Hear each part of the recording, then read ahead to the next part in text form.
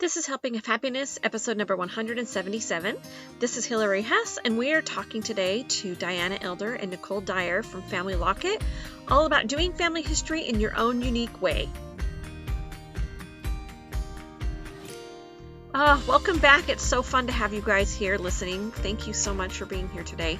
So we have a little bit of terminology that I wanted to go over today. We're talking about family history, and one of the main websites that we talk about here is Family Search. Family Search, it's a nonprofit organization, and it's great because it's this free website, and it helps you search billions of ancestor profiles, photographs, historical documents.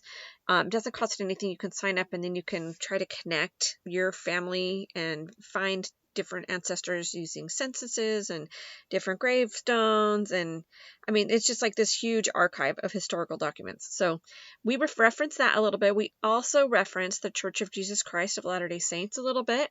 Sometimes you'll hear them say LDS, that's Latter-day Saint, and they talk about our guests are members of that church, and so am I.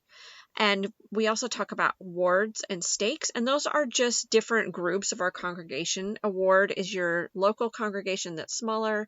A stake is made up of several different wards, and it takes up a larger geographical area. So just so you know, that's what that terminology is and what it means. And before we get into this, I just want to remind you that we have some great things going on our YouTube channel right now. We've got episodes of our podcast are now on there for the first time. We also have, so you can listen through there if you'd rather listen there than through your podcast app. And then we've also got lots of food videos. We've got some home hacks, lots of travel tips, and we'd love to have you come visit us over there. And if you want even more from us, sign up to be one of our VIPs. We have a newsletter that goes out a couple of times a month, and we send out lots of bonus content. We show anytime we've had a podcast air, we'll send up some little information about that as well, so that you can just keep up with us with all the fun things we have going. So without any further ado, I can't wait to introduce you to Diana and Nicole. Well, I'm super excited to have our guests on today. We've got Diana Elder and her daughter Nicole Dyer, and this is going to be so fun. We're going to talk about family history, which I want to get more involved in. My dad is super involved, and he's actually had Diana do a lot of work for him, hiring her services out. And so I'm really just thrilled to learn more myself, because I'm always scared of messing anything up that he has together. So welcome, Diana and Nicole. Hello. Hi, Hillary. Thanks for having us on. Hi. So first, before we get started, can we talk about you and your family a little bit? Diana, do we want to start with you? Sure. Since I am the older one here, without me, Nicole wouldn't be here. So I was born and raised in Idaho, Burley, Idaho. If anybody's heard of that, kind of a small town in southern Idaho. And I attended Brigham Young University, which is where I met my husband. We met in PE 180, which is a ballroom dance class, which is super fun. And I studied elementary education and taught fourth grade for 2 years before he graduated, and we moved to Seattle, which is where he is from. And we lived the next 17 years in Seattle and loved that. We had one baby in Provo, Utah, and then had the other 4 children in Seattle. So I have a total of 5 children, and I have 11 grandchildren now. So we are loving, seeing our young grandchildren grow and be born and hanging out with them. We actually moved to Highland, Utah in 2002. So I was in Idaho, Seattle, and Highland now just about the same amount of years in each one. So it's been fun. Awesome. So great. And just a quick little backstory. Do you mind me telling our friends listening that you had a connection to our last guest, which I had no clue of? We had Grandpa Beck on last month, and you guys grew up with the Becks, which is, well, Nicole's grew up with the Becks. You guys raised your kids together. So that was really fun. So if you haven't listened to that episode, go back and listen to that. I had no idea of that connection. That was really so fun that you guys have that. Yep. We love the Becks. We carpooled and babysat for each other, and played games together. Guess where their love of games came from. You So guys tried them all we, out in those early well, times. I in love those it. early years, they hadn't created all those. We played other games, but it's been really fun to see what they've come up with. Oh, that is so much fun. Yeah. So, so fun. Love that connection. Well, Nicole, let's hear a little bit about you. Tell us about you and what you're doing. All right. Well, I obviously lived in Seattle in my childhood. And then when I was 16, we moved to Utah. And so I had a couple years of high school in Seattle and a couple years in Highland and loved both places. I went to Brigham Young University where I met my husband and I love that you uh, guys have that same story. That's so fun. right. Well, we all grew up thinking we're going to BYU just like mom and dad. So when I got there, I thought maybe I should study family history because when I was, with my mom and as a teen, I loved family history. But I thought, no, you can't have a career in that. I better have something where I could work if I need to. So I ended up studying history teaching. And I taught school for a little while before my first child was born. We ended up moving to Tucson, Arizona, for my husband's work. And that's where our kids were born. And we have 5 kids. So Awesome. 5 of those 11 grandchildren. I love it. I love it. We kind of do the same thing with our family. We really hog the grandchildren pool. We've got 7 kids, so we we love to supply the grandchildren for my parents. It's kind of fun. So fun. Oh, it's so good to get to know you, Nicole. Okay, so you guys have this great family history. Do you call it more genealogy or family history? I don't know what you guys love, what term you love more, but business called Family Locket. And I would love for you to tell me how it got started and where your love of family history began. Well, maybe we should start with where our love of family history began and then tell about Family Yeah, Locket. let's do it. Let's do it. My mom has a fun story about that. Okay, so when I was growing up, my parents were always involved in family history. My dad was a convert to the LDS Church, the Church of Jesus Christ of Latter-day Saints. And, with that focus on family history, they were really fortunate that in their local ward, there was a woman who was fabulous with family history and research. And my dad grew up in the South. So he was from Oklahoma and Texas, and all of his ancestors were out of the South. So she had him start writing letters to all of the people that he knew, his aunts and great aunts and grandparents. And so he gathered information and did the old fashioned census, turning the microfilm, all of that. And he had gotten as far as he could. And I didn't do anything, back then. I think I took one class during Sunday school and compiled a book of remembrance, wrote my history, which was great that I did that, but I wasn't involved in the research at all. But I kept feeling like I needed to get started in doing this. And when we moved to Utah, I finally had time on my hands because nobody knew me. I wasn't volunteering at school. I didn't have a big church calling. I just basically didn't have any friends yet. You know how that goes. And Yeah. so I found family history as something that I could start doing. And I talked to my dad and I said, "Do you have something I can do?" And he said, "You know what? I am too tired. I'm getting old. I can't use the computer. It just gives me a headache. I am just going to give you everything." And I said, "Okay, that's so great." And he said, "Well, your mother and I are going to go to Hawaii and I'll meet you at the Salt Lake airport because they still live in Idaho." And so we met at the airport and he had put everything into a suitcase. This old suitcase and gave it to me. I was so excited to come home and get all his papers. And I really thought that it would be organized. And it was really just a bunch of papers, file folders, some, I mean, it was a mess. But luckily, our local uh, stake here, that's another jurisdiction of the church, had a family history conference going on. And so I went to that and I went to classes on getting organized, and I just started learning how to do family history, how to do genealogy, real research. And that was my beginning. And I was so excited. I came home and spent that whole winter organizing those papers, putting together the family tree and the old personal ancestral file program.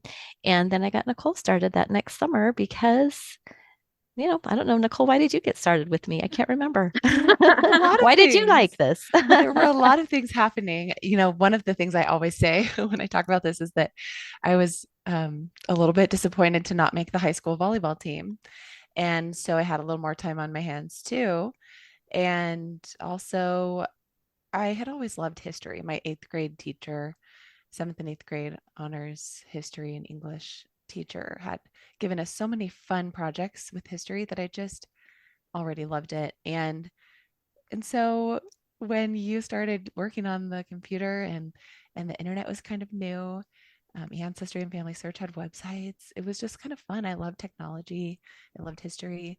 And I just remember the moment where I had been searching for a census record for one of our female ancestors, and you were out in the garden, and I was searching ancestry and found her on the 1850 census. And I ran outside and said, "Mom, I found Eliza Eisenhower." And it was just such a fun moment to feel like I could do something helpful for this work that you were doing. And we just kind of started going forward together.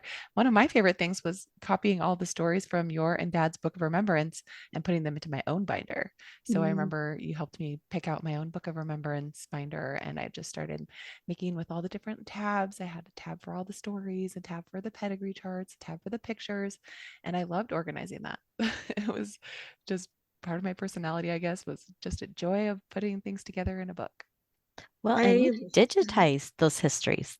Remember, you typed those up and made them digital so they could be uploaded, which was fabulous.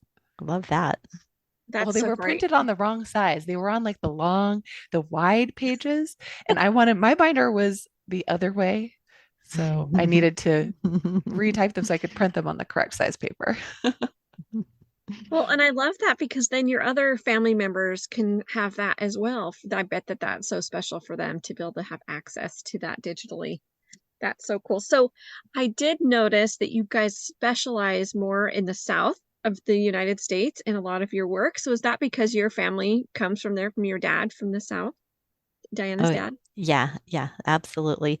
And it's really hard research. I did not realize that research was not as hard in other places till I started Mhm. doing some client work and realized that some other locations have better records and it makes it easier.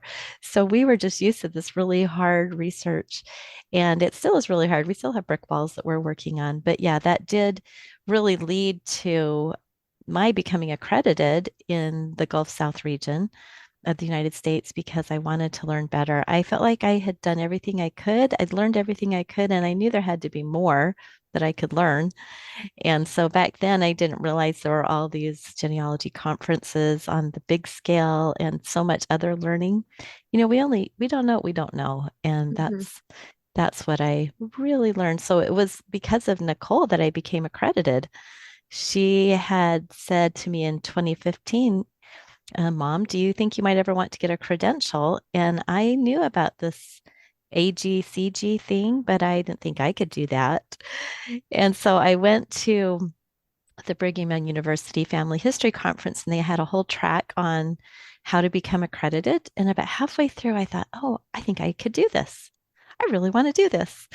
So it was perfect timing for me. I was really tired of teaching piano. I'd been teaching piano for many, many years, and my youngest child was getting married. I just had more time and I wanted to do something new with my life. So I spent the next 2 years working on accreditation and got accredited in 2017. And in 2015 was about the same time Nicole said she was starting a family history blog. Oh, that's perfect. I love that. Oh, that's so fantastic. Oh, I think that's such a cool story, especially if there's people that are listening that never knew that this could be a career to be doing family history and genealogy. I think that's really cool. Then how did Family Locket come about? Once you guys, that's your history of why you love family history, right? And I love that, Nicole, when you said that you were inspired by a history teacher, shout out to those teachers, right? I mean, you just never know when you're going to be making that difference. I think that that's so, so amazing. So, okay, so how did you get started with Family Locket? Well, at the time that we started the blog, which we called Family Locket, I had been listening to a podcast called Smart Passive Income by Pat Oh, Flynn. yeah, I follow him. Yes.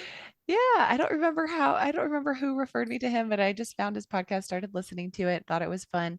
He really talked a lot about starting a blog and just, if you have something to share, that could turn into a business down the road. And I thought, well, that's cool. I wonder what kind of business I would start. Because at that time I had been at home with my little kids for 5 years and hadn't been teaching. And so I thought, well, maybe it would be fun to have some kind of online business. And so my mom and I were both serving in our boards as family history consultants. And I I thought, love Mom, that you both had the same job. That's so fun. Mom, and I was in Tucson and she was in Utah. And so we would call and talk to each other on the phone about it. And anyway, I said, we should start a blog. Mom, you can write with me and we'll just share things that people we help often need to know. And I'm sure we'll have plenty of things to post about. And I like to post things about sharing family history with your kids. And so that's kind of what I started blogging about. And then as our interests and work evolved over time, we kind of honed in on writing blog posts about how to research better, Southern United States research, DNA evidence, and it just evolved over time. We first started out writing articles for LDS people about family search and family history for kids. And then as Diana became accredited, we kind of pivoted a little bit Broadened. Yeah, yeah. and so that's how it evolved. And it's been so fun.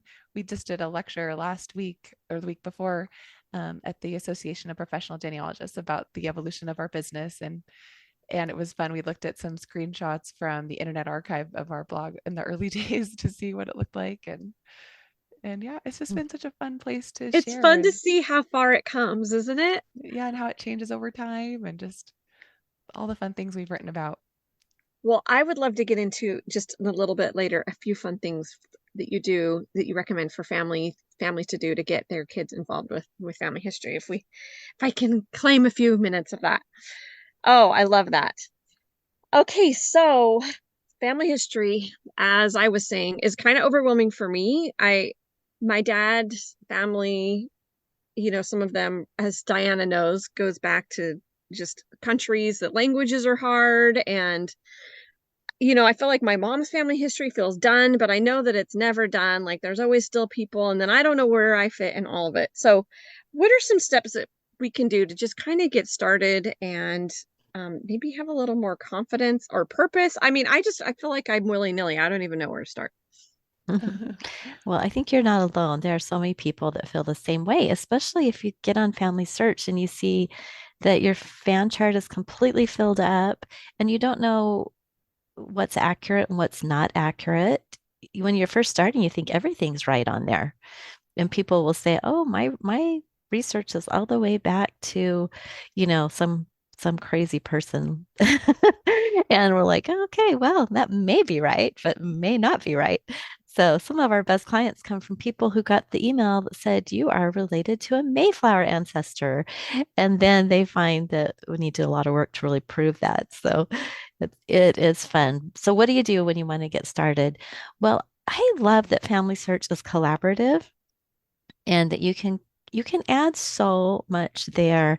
And I know in my case, I have been working, on the ancestors quite a bit, but I have recently started doing some, they're called 52 ancestor blog posts, and you're supposed to do one a week. I don't quite have that many done, but I've done a bunch on my dad and researched part of his life that I did not know much about. I did one about his education and found school records and put together the story of his schooling. And you would think that your parents maybe have written their histories, and they probably have. My dad had written his, but they often gloss over certain parts of their life. Like they don't necessarily think this part is interesting to anybody else, or they don't tell you much. My dad wouldn't talk much about military.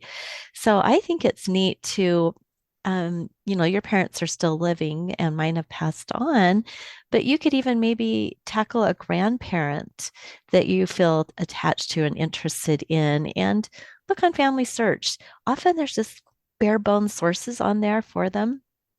See if there are more things you could add or a little bit of their life that you're interested in that you could delve into and learn more about that, write a little story about that to share. So I always say just start close in with your parents and your grandparents, document them, and then get hooked on just finding the sources. It's really, really fun to find a census, like Nicole was talking about a census. And I know when I looked up all the censuses of my dad's life, it was just so fun to see him listed there. And his name was Bobby Jean. Yeah, he Oh, was I out of the love that. South. That's such a Southern name. That's Oh so yeah. cute. And it was Bobby, but people always try to call him Robert. And in one of the censuses, I'm sure the enumerator did not believe it was just Bobby and he put him down as Robert, which kind of cracked me up because nobody in the family would have ever called him Robert. His aunts called him Bobby until they passed away. He was always Bobby to everybody. So, anyway, it's always just so fun to find those census records and learn something new about your ancestors because they didn't think it was an important piece of the story, but you can find it. I love that. That feels a lot more doable when you start close and then move out. Nicole, did you have anything on that? Yeah, Oh, I do. I feel like every single person can do something to be involved with family history. And I think not everyone has to be a researcher like we are. I mm, think some people in our family, like my brother, he's really interested in technology and videos. And so my mom gave him the project of taking some of our old family videos from grandpa and putting them on YouTube for and sharing the private link with everyone in the family. And he put those up there, broke them into little smaller pieces. So it wasn't just one big long video. And it was easy for him and he enjoyed that. And that's doing family history too.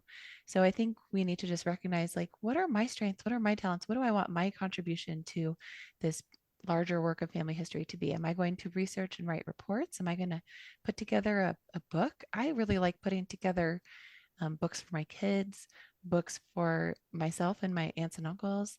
I did a book with all of the patriarchal blessings from our ancestors on the elder side, on my dad's mm. side. And I put that with the biographies that were on Family Search of them. And I just put that into a book with pictures and transcribed the blessings. And that was a fun project for me to do before I was a researcher. So I think there's a lot of ways to interact with family history beyond just what we think of as like going and looking at the census records and Right. I just picture myself with the microfiche, just not even knowing what to do with myself, right? Not even knowing how to turn on the machine or do anything. So let's segue just a little bit into, because you said everybody can do it in a different way. So what are some ways that we can do family history with our kids? Like, how can they get involved? Sure. Well, my first child is very much like me. He likes to make books. And so even when he was just like 7 or 8 years old, he said, Mom, can you help me make a book? So some of my favorite little projects we did with my kids were just making little binders and putting a short story with a picture. And you can turn pictures into coloring pages. So I've done that a lot with my kids. And Oh, that's such a fun idea. so then they'll Yes. color the pictures and then we'll talk about the person they're coloring while we're coloring. And then we put it all in a binder and we can add to it as time goes by. Um, we have a really fun story about Grandpa Bobby Jean Schultz, where he got shot when he was a kid because they were playing Cowboys and Indians. And one of the cousins found a loaded gun on top of a high cabinet. And so that was a fun story Grandpa always used to tell us. And I wanted to tell it to my kids. And we ended up making a little book. And I found a fun little website that can help you illustrate stories with like a comic strip type of thing.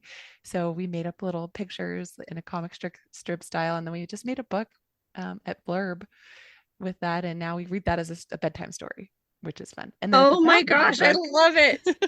my favorite part of the book is at the back of the book, I put in the real pictures of each character so that they could see what they actually looked like. And then some of the actual memories of this incident from my grandpa and his sister and his aunt.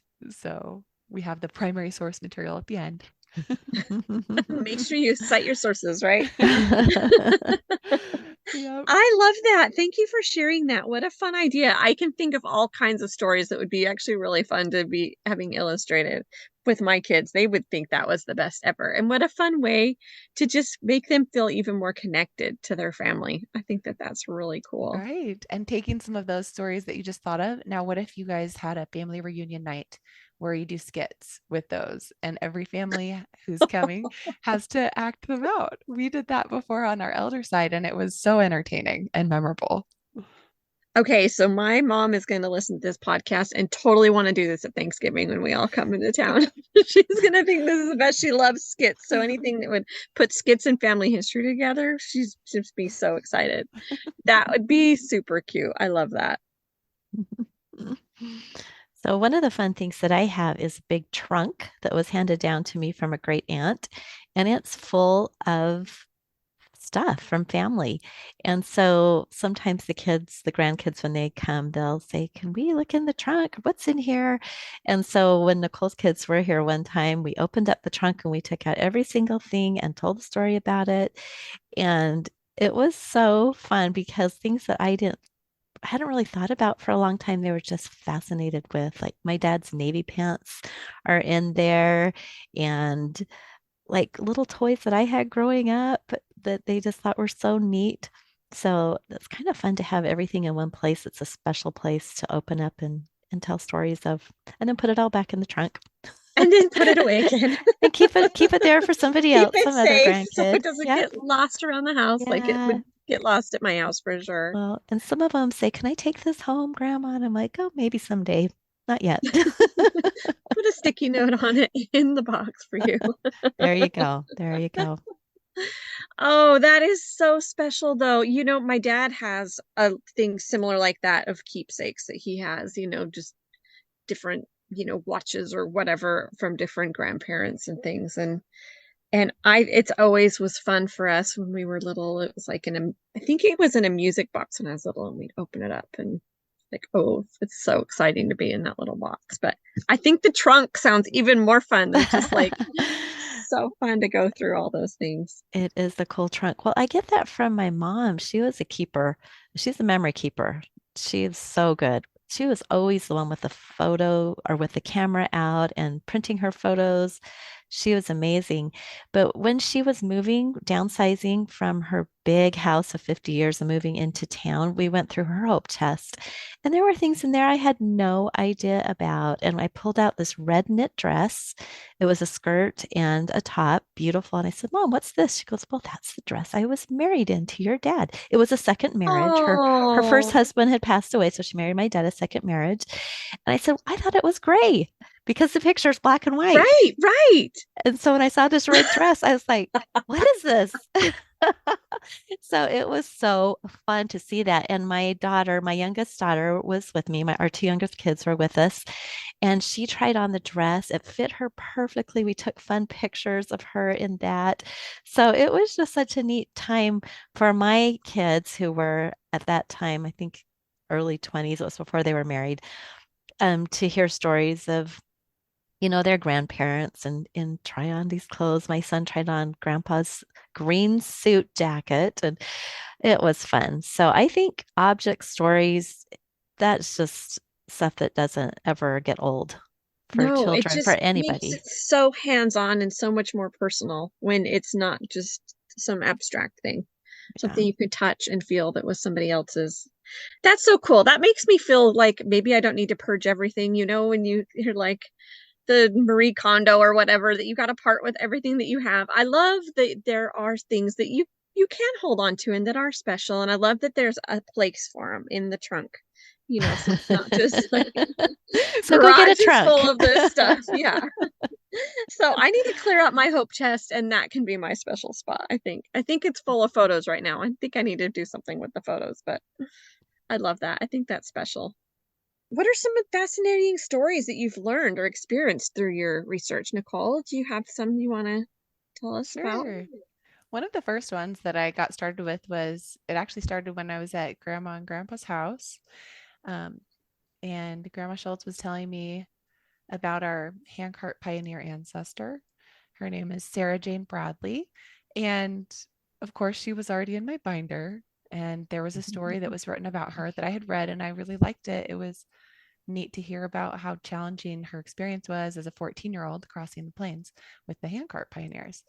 And but then when I visited Grandma one time, she said, "Oh, I got a new update on that ancestor. There's new research on it." And she gave me a paper that talked about how this ancestor wasn't who she said she was, and she was actually taking her sister's name to get cheaper passage on the ship over, and all these things. And it just seemed a little fishy to me. And I thought, that's weird. I think I was in college at this time. I don't remember exactly when it was. It was later in my teen years. And so I thought, I'm going to research this and I'm just going to clear her name. I don't think she changed her name. I'm going to overturn this new research that was done by someone else.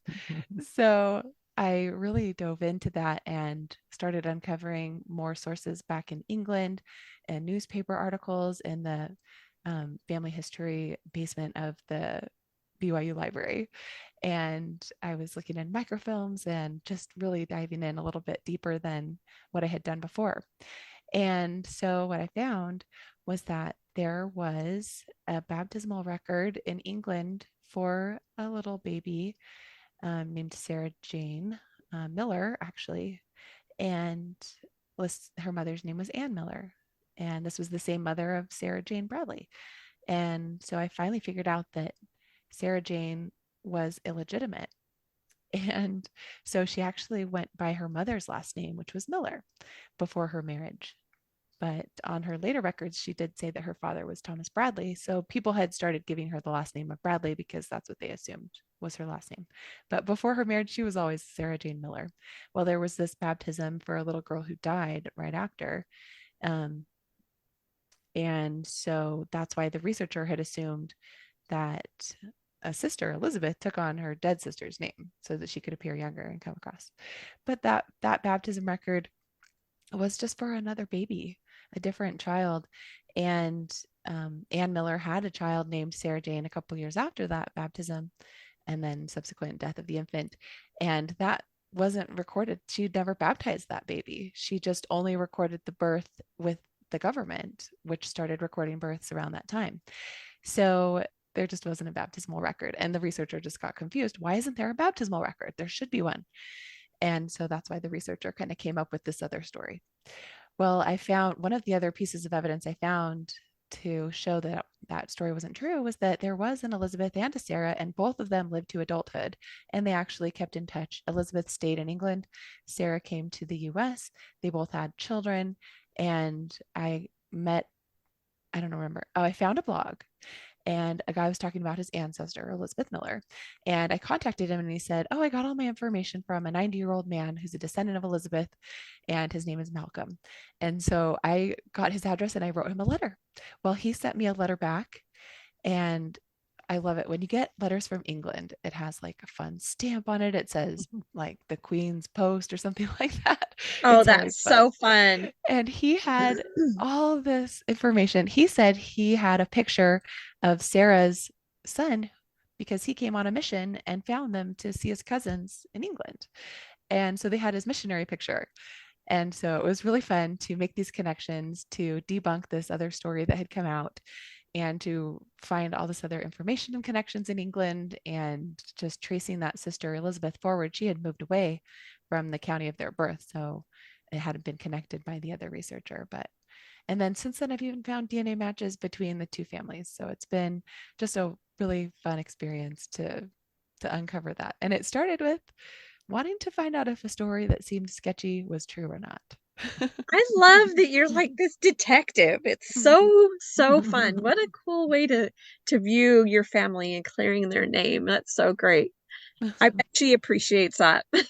Get the truth out there.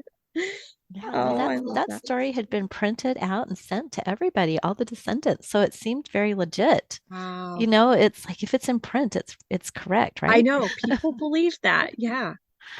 So it was neat to see that corrected. And Nicole found some really neat things. Like she was in a poorhouse in England, she and her mother, but she paid tithing. She had joined the LDS church and she paid tithing of, I don't know, 1 pence, something really tiny. Mhm. So that was sweet to find that record too. And then I had cousins that went over to England and visited that poorhouse. And when they told the story of Sarah Jane and her mother coming to Utah and having a successful, wonderful life, the lady who was leading the tour was in tears. And she said, most people never got out of the poorhouse, and how wonderful that your ancestor did and was able to have a better life. So that was a neat connection as well. And all because Nicole had done the research and discovered that poorhouse and put it out there so that my other cousin could go visit. That's so great. I love that. Yeah, so neat. So what about you, Diana? Do you have any stories that really resonate with you? Well, I Things I like have that? I think that any ancestry research becomes a favorite, but there's just a couple that are special to me. One is my great grandfather, Doc Harris, and the family always, he was an institution the last 17 years of his life. And I would ask my dad, what happened to Grandpa Harris? And he said, oh, he just went crazy. And that bothered me that I didn't know more about him. So I decided to do a little research on him and was able to finally track down the records. He was in Vinita, Oklahoma, and I found his medical records, and they had diagnosed him with paranoid schizophrenia. And, that was kind of a blanket statement for any kind of mental illness back in the day. And I was feeling really sad about him not being able, just being all by himself for all that time. And then I came across one of those letters that my aunt had written. And this was because Nicole had sent out a request for all the children of my grandma, Eddie Bell, to write a history of her. And so my Aunt Helen had written about Eddie Bell and Grandpa Harris, and she talked about how they would go visit him and they would send him cookies and packages. And so it helped me see that they had not forgotten him. And it just made me feel so much happier after thinking about the sad life because my dad didn't write anything like that. He didn't talk about that. I don't know, difference of a man and a woman and their memories, you know. But Aunt Helen must have, she had that written down. So anyway, Doc Harris is kind of has a special place in my heart. And then I have a couple other females, well, a couple females. I have my Nancy Briscoe, and she lived through the Civil War as a young woman in the Ozarks. And that was a terrible place for the Civil War for people because the fighting was just all around them. It's like your next door neighbor could be rebels and then you could be Union. And so you'd have all this fighting. It was really, really awful. So when I learned about that, I just was so grateful she was able to move out to Texas and she raised a family. And, when we learn about our ancestors going through hard things, we just really appreciate the times we live in and realize we can Mhm. do hard things as well. Yeah. So she kind of holds a special place in my heart as well. So there's others, but that's enough. You don't have to I hear all the love it. stories. I love it. I love these stories. Okay, so we talked a little bit about getting our families involved. Did you have any other things that you wanted to say before we talk about your podcast a little bit? I was thinking about something fun you can do with your kids or your family is to celebrate their birthdays. Oh, I love that. Tell me some of the fun ways you do that. So, one thing you can do is just on their birthday, Family Search actually notifies me when it's one of my ancestors' birthdays or marriage or death. And so you could just talk about it and say, hey, somebody's birthday today. Because not every day can you take the time to like have a birthday cake and do all of that. Yes. Or maybe just have some ice cream and just talk about them. It doesn't have to be a formal big thing. It can just be a simple, oh yeah, Grandpa Bobby Jean Schultz's birthday. And and then another thing we like to do is make the food that somebody in our family liked or that they used to make.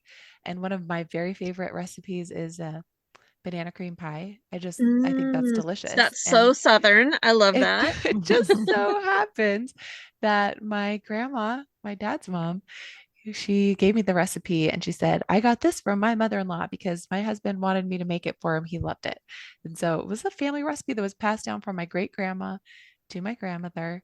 And she gave it to me. So now, whenever there's a family history potluck in our ward at church, which is something that I started, Oh, cute. I love they still that. do it now. We always make the banana cream pie, and it's really fun to see other people bringing the food from their history, their background, their ethnic, food that they like or something that their grandparents would make. So we like to do all kinds of different tie-ins to family history. And a lot of these things we learned at Roots Tech. That conference has so many great ideas and it's very affordable. If anybody hasn't been to Roots Tech and wants to get some easy ideas for how to incorporate family history more into your family life, that's such a great way to do it. I love it. I've tuned into that just virtually and listened to it, but it would be really fun to go in person and be at that conference. I know my parents have gone and they love it. They have so much fun there. I love what you said about celebrating families' birthdays. We did that a little bit. So my father-in-law passed away a few years ago, and so he loved fried chicken. So we like to get KFC or some other fried chicken on his birthday because we just know that he loves it so much. And my great grandpa, when we were little, he would always bring us to the house IHOP. That was like our place. Just go to IHOP before school, which is so funny to me now. And so it was really cute. This last year on his birthday, my mom sent us all pancake mix through Amazon so we could all make pancakes for his birthday.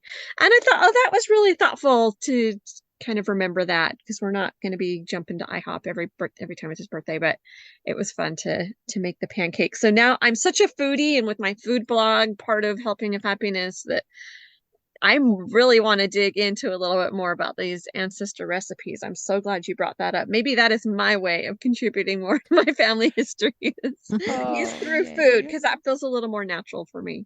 That Oh, would for be so sure. fun. And there are so many things you can do with that. And even my kids have started collecting their favorite recipes and putting them in a book. But there's so many ways you can gather recipes. If you don't have recipes passed down, you can still look and see what are like the common foods made in that country where my ancestors came from. Mm.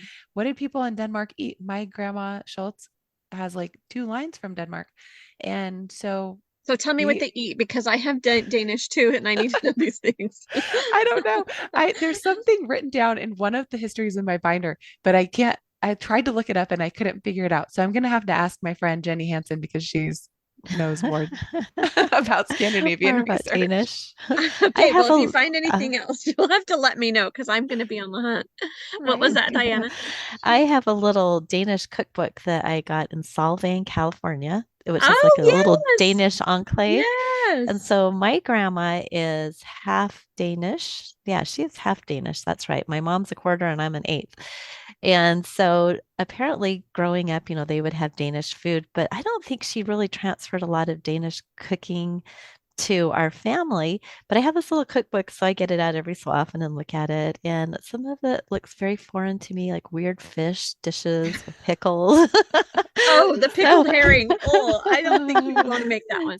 but they have like a cookie with flour and sugar, that looks probably really good that we could all That's try. so fun. But I think Well, food is fabulous I for think that's such connecting. a special way. Yeah, I love that connecting. That was one way I really connected with one of my grandmothers because she was a fabulous cook and was always sending me recipes or having us over, just me and my little family, like without my parents or my sisters, just, for a little dinner. And so I think I kind of got my love from cooking a little bit from her. And I'm seeing that now that I have a daughter that's married, and that's one thing that we regularly text about. Look what I made, mom. I made this dinner, and it's so I think that's a really fun way to connect the generations Yeah. too, because we all need to eat, so may as well enjoy it.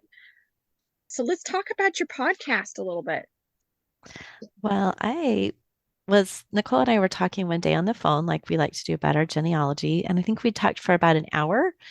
And she said at the end of that, we should have been recording that, Mom, because that would be a great podcast.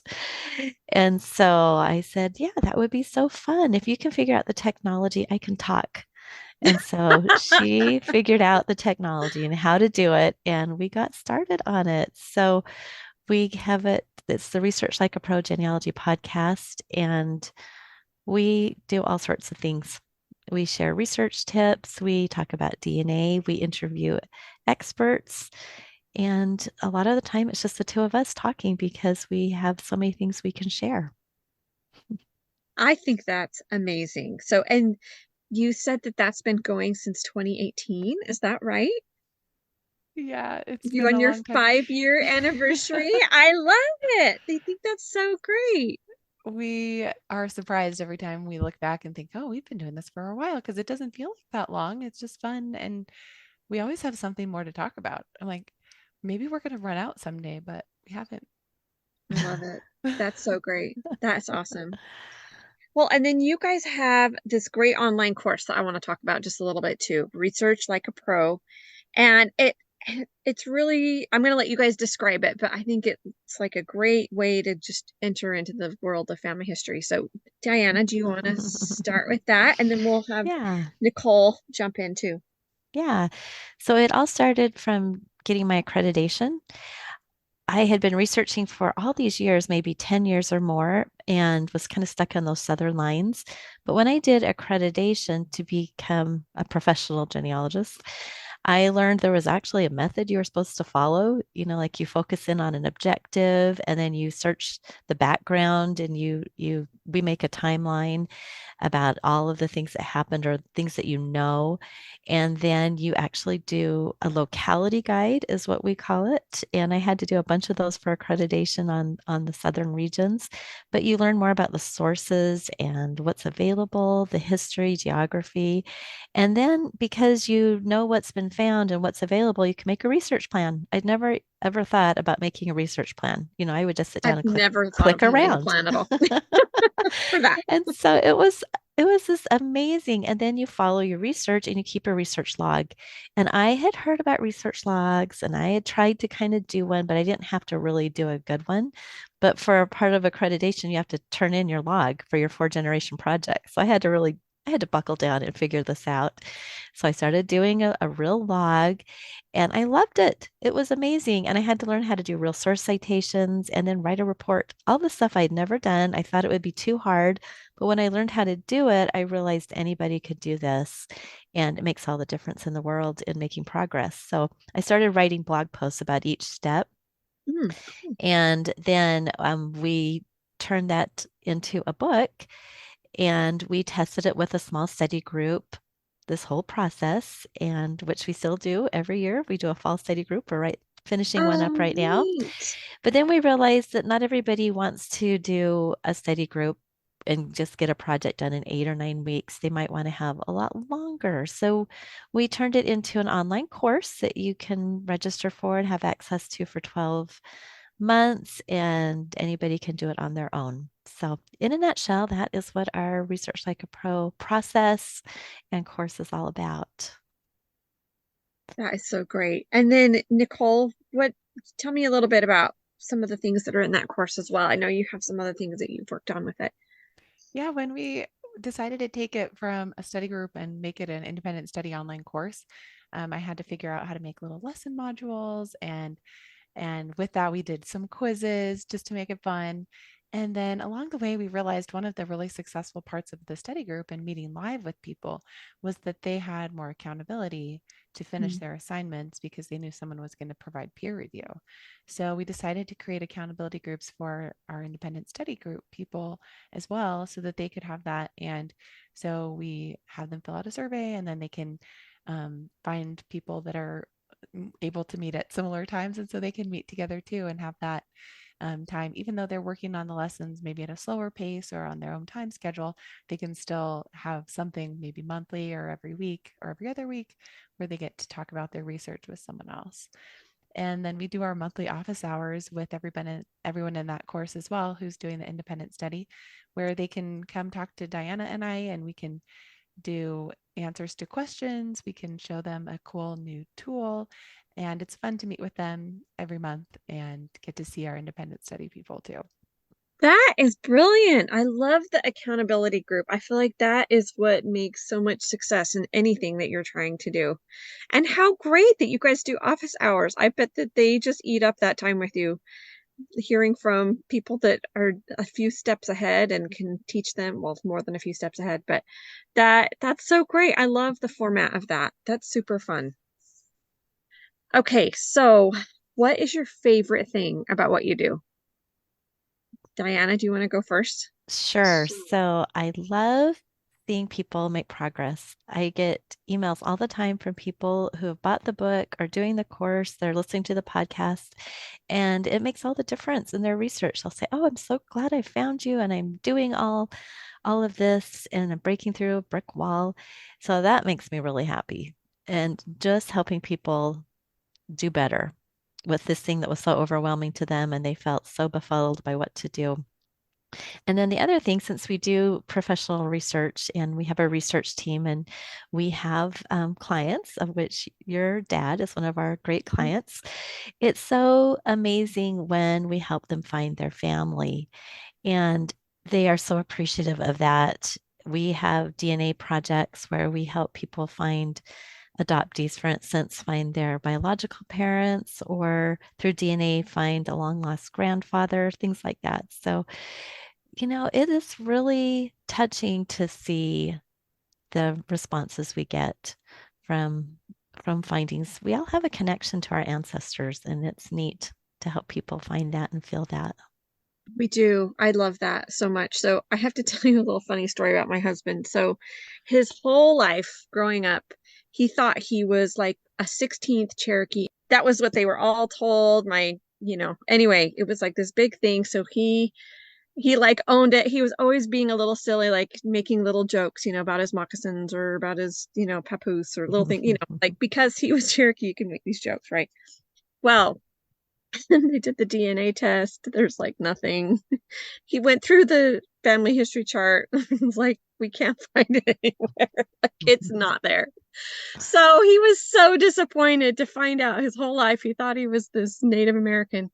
Well, then randomly out of nowhere, he gets an email from Family Search saying that Pocahontas is his direct like person, he's a direct descendant of Pocahontas. So he's has this renewed hope that possibly he's Native American again. Well, he went to look it up and he can't find that out either. But what we did find out, which was actually really interesting, is that he had like a great great uncle or something that lived with the Cherokee people. And so that's where all of these rumors of being Cherokee came from, is because he had married somebody and down that line, they were Cherokee, but there was actually no Cherokee blood in my husband. He's still determined to find something, but it was just kind of funny how sometimes you think that you're something and you're not when you research a little bit. So. Oh, yeah. My great grandmother was supposedly full-blooded Cherokee. That was a family story that was passed down too. Turns out she married a man who was a quarter Choctaw. It was a second marriage. Oh my goodness. And so there you go. These stories come from somewhere, and it's fun to track them down. But yeah, we don't have a Cherokee. That's been a really fun. That's been a really fun That's thing that awesome. we need to do more research on it, but it's been pretty funny. That's super fun. Oh, okay. Let's see. Did you have any favorite things about what you do, Nicole? What's your favorite part? My absolute favorite thing is cracking open a difficult case and just making those discoveries where I so feel many like years you're have like gone by. Enola Holmes going into this, solving the mystery. I love it. Exactly. That's exactly what it is. And I also love true crime. So it's all in the same personality trait, detective thing. I need to know the answer. And so, yeah, there's client cases where I just feel like we found this one clue that led us down this path, and then we found DNA that solved it. And then even in my own research, I mean, honestly, my favorite is doing my own research on my own family. When we teach and we help other people, is really fun too. But whenever I get a moment to work on research for my own or my husband's family, I'm just in heaven. So I love that. Yeah. That's so special. Yeah, I will second that. That actually is my most favorite thing about what I do, is when I get to do my own research. I love that. Yes. But so often I'm doing other things that I love that as well. I was So going to say, you're probably really busy doing other people's research a lot these days since you guys are busy with that. That's so fun. Okay, well, let's tell everybody where we can find you. We're going to link all these up in the show notes so they can get right there. But go ahead and let us know what platforms and everywhere we can hear more from you. Sure. So our website is familylocket.com. And then our podcast is Research Like a Pro Genealogy Podcast. You can find our books on Amazon or any other online bookseller. So Research Like a Pro, a genealogist guide. And then we have our companion volume, Research Like a Pro with DNA. So if you're interested in getting started with DNA, we teach all about that as well. And when you purchase our books or join our course, we also have Facebook groups. So you can be part of a community there as well, which is fun. That's so fun. I love that. Okay, and then you have a newsletter, right, Nicole? Yes, if you want to get an update from us every Monday, we send out a newsletter. We usually start by sharing a little bit of what we've been doing. And then we have a link to our new podcast episode for the week and our new blog post for the week and any conferences we'll be at. So that comes out every Monday. Okay, I can't wait. I'm signing up for that as soon as we get off. That's going to be so fun to hear what you guys are doing. So awesome. Was there anything else you guys wanted to share? Well, if anybody wants to learn, in a webinar format of what Research Like a Pro is all about, we have a case study webinar series where people who've taken our study group or e-course, they get on and they share the story of their research that they've been doing. And the syllabus or handout for that class or webinar is the report that they wrote. And it's been really fun. We started that this year and we're gearing up to come out with next year's webinars. But every month we just have a new person talk, and sometimes it's Diana or I, and sometimes it's one of our people who've done it. But we love just seeing research from all different areas, all these different cases people have solved, sometimes using DNA. So that's a fun thing to be part of. So if you're not wanting to do a class on how to research like a pro, you just want to see people's solutions, you can join us in our webinar series. And So cool. next spring, well, winter, spring, in February, we are starting Depending on where you live, maybe spring, maybe not. We're starting our next Research Like a Pro with DNA study group. And so that'll begin in the next few months. And that's just one of my very favorite study groups because we talk a lot about all these questions about, do I have any Native American blood? Is that showing up in my ancestry? We look at the ethnicity, we look at the cousin matches, the close cousins, the distant cousins, and all the tools to help you figure it out and navigate that. So that's coming up too. It sounds like we need to sign up for that and figure out who we really are. Right. Oh, I love that so much. That's going to be so great. Okay. Do you have a few minutes to do our 3 helpful and happy questions? That'd be okay. Yeah. So I love to include this because Helping of Happiness, our blog is family recipes, and then it's also home hacks, and it's also traveling with our family, and then our podcast archive. So these are all things I really like to talk about, and so I love to hear what you have to say on everything. So my first question, which is really kind of fun that we talked about food a little bit earlier, but what is your favorite food or meal? Do you want to go first, Diana? Sure. And I always struggle with this, trying to figure this out. And finally, I just settled on a really good salad, preferably one I did not make myself, like from a restaurant that's really amazing. So I just love salads. And we were just in New York and went to this little restaurant off by the wayside, and it was a maple salad dressing with Mm. butternut squash roasted and like really fancy greens. And oh my goodness, it was amazing. I am going to try to recreate that salad. And it was Yes, this maple balsamic dressing was amazing. So anyway, that's my goal, is to recreate that salad. that is so fun. Do you love to recreate things that you eat when you go out? Do you do Yeah, that? I do sometimes try to do that. Not always, but a lot of times I do because I like cooking myself and I like to Yeah. make it myself because I know what goes in it. I know what Yes. ingredients Well, I put in. and like, so for example, I was just in Boston with my husband last week and we had the most amazing pumpkin cream cheese French toast. Like it was so good and so fallish. And here we are, like with all the leaves and everything. But that's not something that I can go have all the time, you know? And so I really wanted my family to be able to have it. So I did my best to recreate it this weekend. And I'm pretty close. I need to niche down on the pumpkin a little bit. But I love doing that too. I think that's a really fun thing we have in common. Mhm. I love that. Ah. Well, my Oh. favorite, this is so ironic because Mom, you mentioned butternut squash. Well, my favorite food is butternut squash No soup. way. Oh my gosh. You guys and your fall flavors. I love it. Uh, and I tried to recreate the salad we had in Salt Lake City when I came to visit you, Mom. And I did a little butternut squash with some goat cheese and some Mm. pecans on the greens. And it was pretty close, but I had too big of chunks of butternut squash. So I need to make them a lot Yeah, So smaller. that's the secret. We need a smaller dice on the butternut that squash. was a good salad too. Well, the butternut squash Oh, soup is fun because when I was in San Francisco with Nicole one time, every restaurant we went to, I would order butternut squash soup. I oh must have my tried it from like goodness. 10 restaurants, but I think the recipe I have now is better than any of those. No, it's so fun when you have a thing. Like I love to have avocado toast in all different places that I go so that I can, if so butternut squash soup. That is not one I would think would be at all of the different restaurants. So Yeah. do you like a butternut squash soup that's like sweeter or do you like more of the savory or the curry? Like what's your butternut squash soup that you love? The one my mom makes is so good. It has a little sweetness to it, but it's from an apple. So she roasts Okay. an apple and an onion and the squash and then bones it together. It's so good. but it is sprinkled with curry powder. So you get a little bit of Okay. that and then some ginger and some garlic. And it really is an amazing soup. So I think we just need to eat together. That sounds so good. Sounds so good. fun. Okay, well, let's talk about travel. What is your favorite trip you've ever been on or a dream vacation? Okay, so when I was thinking about this, I just always go back to the 6 months I spent on study abroad when I was in college. I was so fortunate to get to go to London, and then we did side trips to Russia, which at that time was still under the Whoa, Russia. Iron Yeah, I mean, I'm Curtain. thinking you're Yeah. gonna say something near London. Oh my gosh. Oh no, I loved all the London stuff, but we got to go to Russia and to Israel. So I could not just pick one specific place. I just loved study abroad. And at that time, you're young and you're so adventuresome. And I had two really good friends, and we just had so many adventures everywhere we went. So it was just fabulous. So I love I love that. That it. is so special.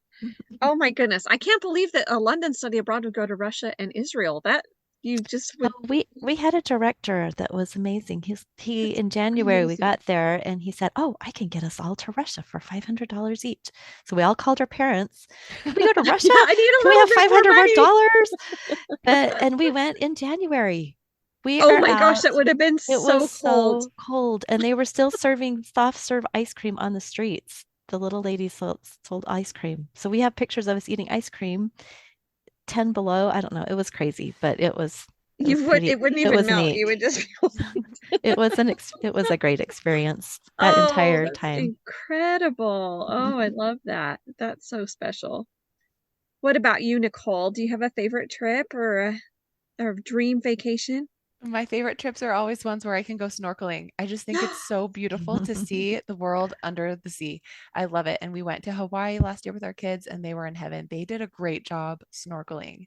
I was so impressed with my kids. They were 7, 10, and 12 at the time, and they just jumped in like it was no big deal. And we're off to the races. I would do that every Just day on vacation yes. if I could.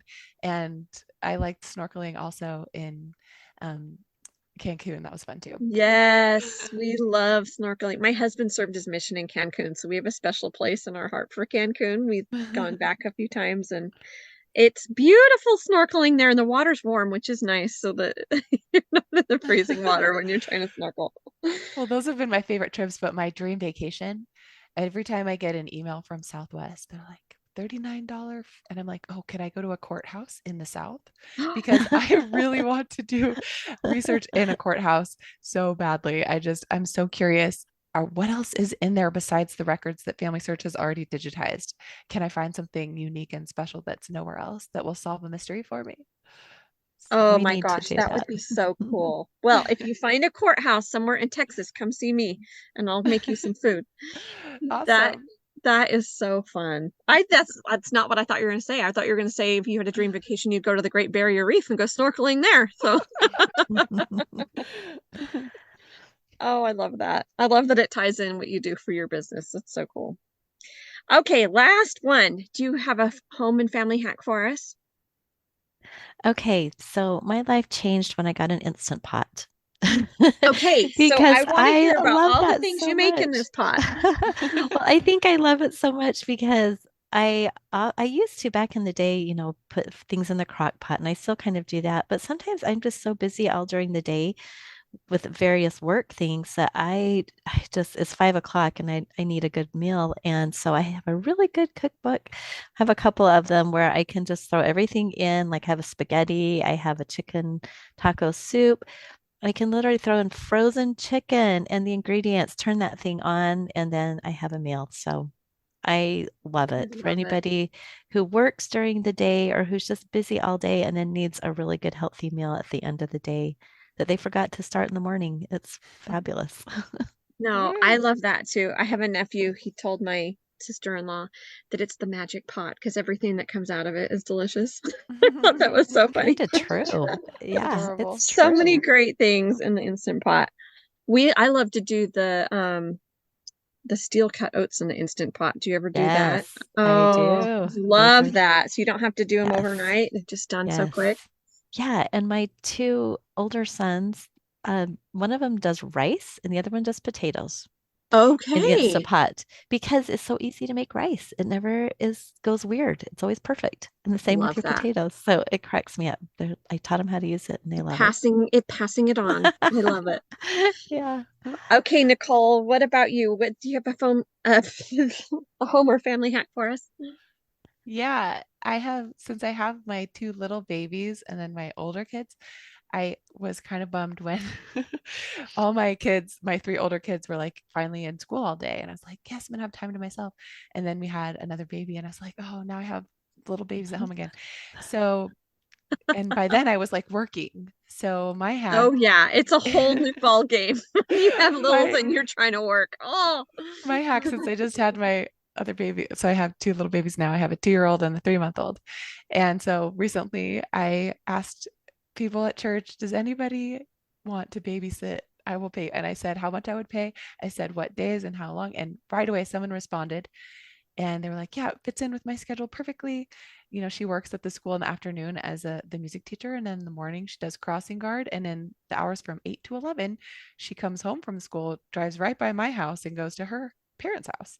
So she picks up my 2-year-old, takes him to her house for 3 hours, and then during that 3-hour block, I make myself work on work stuff that I'm going to get paid for because I'm paying a babysitter. So it really forces me to get like work done on things where I know I'm going to have a return on that investment. Yes, I love that. No, I think that time block is so important in using it wisely. That's so smart. And it's Um, forced me to schedule like the other things that I need to do during other times. So I know I'm in a really good schedule where I know from 6 to 7, I help my kids get ready for school. I work on dishes and that kind of stuff. Then from 7 to 8, I finish up that kind of household stuff and to get my toddler ready to go, feed the baby. Then at 8 o'clock, I know I'm working.